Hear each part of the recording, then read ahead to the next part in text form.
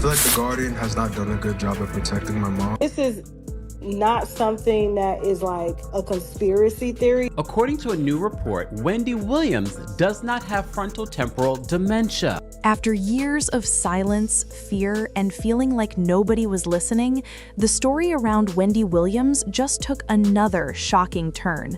Just when people thought the situation could not get more serious, new reports say that her own son, Kevin Hunter Jr., is ready to fight back in court, and this time the accusations are bigger than ever. According to what is being said, Kevin Jr. is going after the people who were supposed to protect his mother. He is accusing guardians Sabrina Morrissey and several doctors of misdiagnosing Wendy and helping put her under a guardianship that may never have been needed. Let that sink in. A son watching his mother lose her freedom, her career, and control of her life. And now he believes it happened because of wrong medical decisions and people who did not tell the truth. I feel like the Guardian has not done a good job at protecting my mom. For years, fans wondered how someone as strong and outspoken as Wendy Williams could suddenly disappear from the spotlight. Now the answers coming out are darker than anyone expected. What nobody expected was that the biggest fight to free Wendy might come from her own family. Wendy Williams was not just another celebrity. She built her name by saying things nobody else was brave enough to say. Before the talk show, before the fame on television, she was already known on the radio for speaking her mind. She talked about relationships, scandals, and secrets in the entertainment world without fear. Some people loved her honesty, and others hated it, but nobody could ignore her. When her show became one of the most popular daytime programs, Wendy seemed unstoppable. Wendy Williams, she got fired from Hot 97 because she had a picture of Puffy. So if you don't mind, give me the story from your point of view, and what was in the picture? We were in Cancun. For whatever reason, dude was playing with Puff. He went behind him and grabbed his trunks and pulled them down. Some girls that was taking pictures. They took that picture and emailed it back to Wendy Williams. Wendy Williams said she had him in a compromising position and like it was gay, something like that. She was gonna put it out. Wendy had shown people that email. Puff told Hot 97 if they didn't get rid of her before he got back in New York, that they was not gonna get any music from any of his friends, any of the record labels executives that was cool with him. Everybody was gonna boycott their station. We was out in LA for about 3 days before we landed back in New York. Wendy Williams was in the radio station in Philly. He was fired. We come from a very homosexual era of hip hop as well. There was a radio personality once upon a time. Her name was Wendy Williams, and she was practically burned at the stake for talking about such. And now it's all come full circle.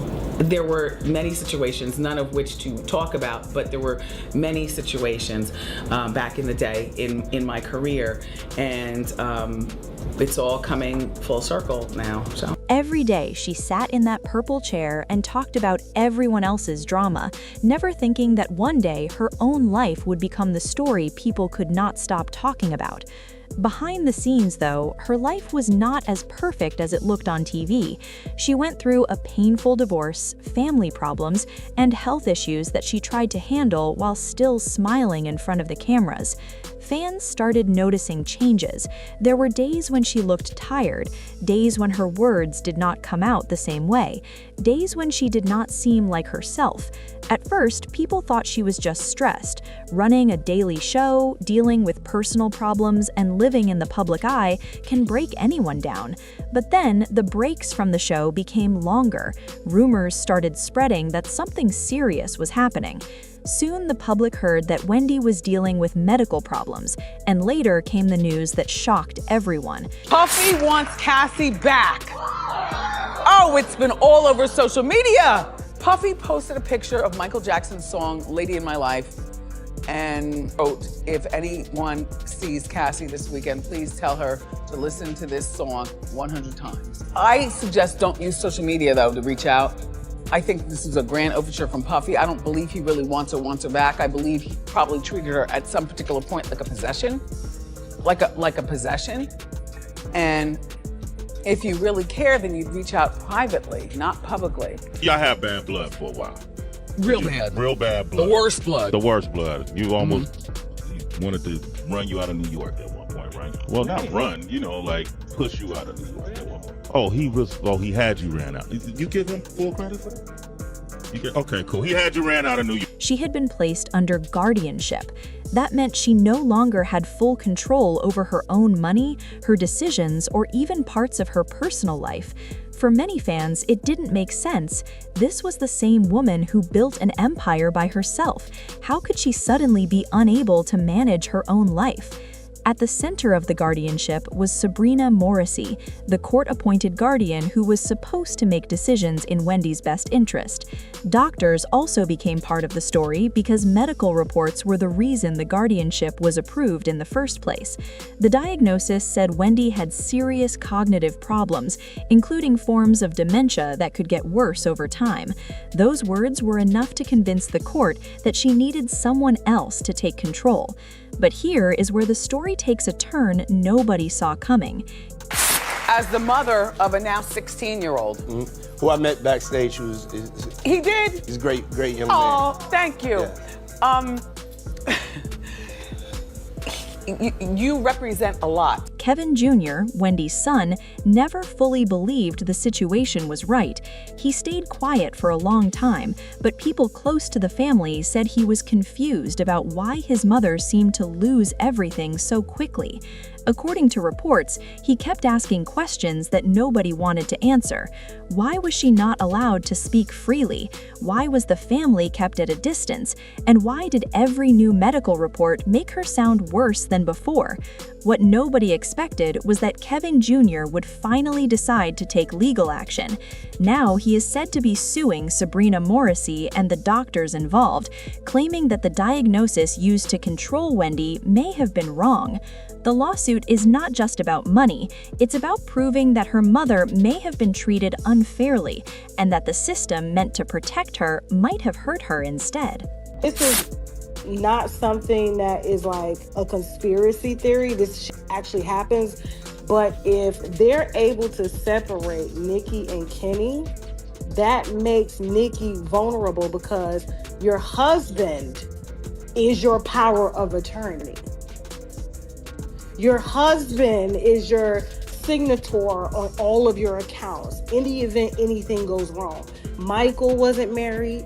Britney Spears was married, but of course they control all of that. And so the mere fact that all these narratives are out about Kenny stealing this, about chains and by that, that's not what it is. It's like, they got doctors that are giving out these diagnoses saying that she's schizophrenic and bipolar and all of this stuff. And then Kenny's now here. She trusts Kenny. Of course, they've known each other since they were kids. Their families know each other.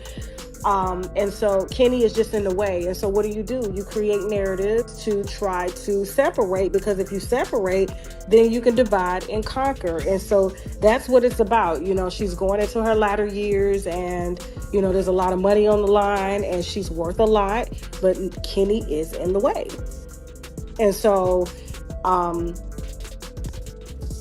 look at what they're doing to Wendy Williams. Had Wendy would have still been with Kelvin, they wouldn't have been able to put her under a conservatorship because she has a husband. So, and like I said, there was only one that was accused of stealing. We're gonna leave it at that. Okay? The case is raising serious questions. If the diagnosis was wrong, how did it happen? Was it a mistake, or did someone rush to judgment without checking everything carefully?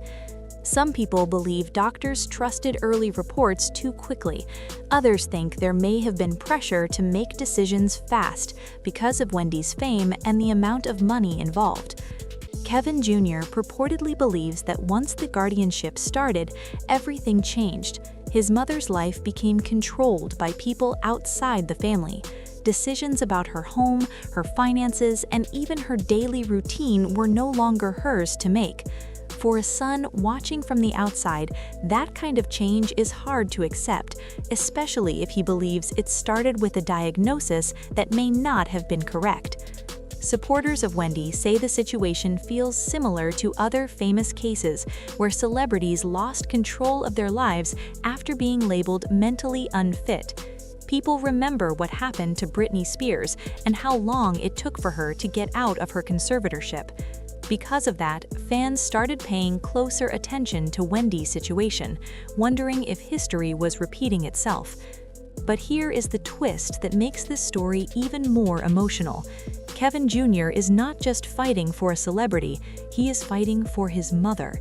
Imagine watching the person who raised you slowly disappear from your life, not because she wanted to leave, but because someone else decided she could not make her own choices anymore.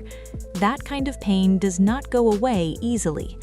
Reports say Kevin believes that once the doctors declared Wendy mentally unfit, everything else happened fast. The Guardian took control, the court approved the decision, and suddenly the woman who used to speak to millions every day could not even speak for herself. He wants answers about how those medical decisions were made and whether every step was really necessary. The lawsuit also brings attention to the doctors who gave the diagnosis. Medical opinions carry a lot of power in court, especially when they involve mental health. If a doctor says someone cannot take care of themselves, judges often have to listen. That's why Kevin Jr. believes the truth about those evaluations is so important. If the diagnosis was wrong, then the entire guardianship could have been built on a mistake. Fans are divided about what to believe. Some people think the Guardian and doctors were only trying to help. Others feel the situation went too far and that Wendy lost more freedom than she should have. Social media has been filled with messages from people asking the same question over and over again. How did things get this bad for someone who once seemed so strong? Through all of this, the emotional side of the story keeps coming back to family. Wendy has talked in the past about how much she loves her son. Kevin Jr. has always stayed more private, but this legal fight shows how deeply he cares about what happens to her. Filing a lawsuit is not easy, especially when it involves powerful people and complicated rules, but sometimes family members feel they have no choice. People close to the case say the goal is not only to win in court, but also to clear Wendy's name. For years, the public has heard that she was too sick to manage her life. If the lawsuit proves the diagnosis was wrong, it could change the way everyone sees her story. Instead of a woman who lost everything because of illness, she could be seen as someone who was caught in a system that moved too fast and did not listen enough. As the case moves forward, more details are expected to come out. Each new report brings more questions, and each question makes the story even more emotional. Fans who grew up watching Wendy talk about other people's lives now find themselves watching hers, hoping the ending will be better than the middle. No matter what the court decides, one thing is clear. This situation has changed the way many people look at fame, power, and the people trusted to make important decisions. When someone loses control of their life, getting it back is never simple. Now the world is waiting to see what happens next. Will Kevin Jr. prove that his mother was misdiagnosed? Will the lawsuit show that mistakes were made? Or will the court say the guardianship was necessary all along? Whatever the final answer is, this story has already left a mark. It reminds people that behind every headline is a real family, real pain, and real fear. And sometimes the biggest battles are not fought on television or on stage, but inside courtrooms where a son is trying to give his mother her voice back.